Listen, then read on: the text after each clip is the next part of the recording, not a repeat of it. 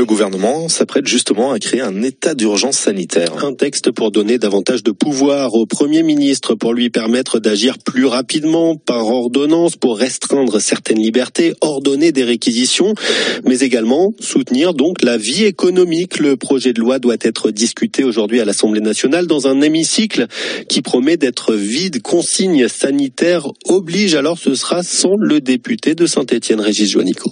Il y a une urgence, il faut qu'on vote un certain nombre de lois qui sont indispensables et qui sont même vitales pour notre pays. Je pense notamment à tout ce qui concerne les mesures exceptionnelles sur le plan financier pour venir en aide aux entreprises, aux secteurs d'activité qui sont en difficulté, pour tout ce qui concerne aussi l'indemnisation du chômage partiel.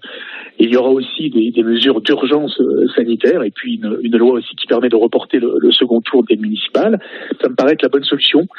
Je ne vois pas comment nous aurions demandé à 577 députés de revenir sur Paris alors que nous demandons à nos concitoyens de ne pas se déplacer, que les transports en commun ont été délibérément limités. Et donc c'est bien normal que nous puissions adapter le mode de fonctionnement de l'Assemblée nationale. D'ailleurs, nous travaillons tous comme nos collaborateurs depuis lundi en télétravail, puisque c'est ce qu'on nous a demandé comme tous les Français. Régis Juanico, député de Saint-Étienne, après l'Assemblée nationale aujourd'hui, autour du Sénat demain d'étudier l'état d'urgence sanitaire alors que le coronavirus continue son chemin.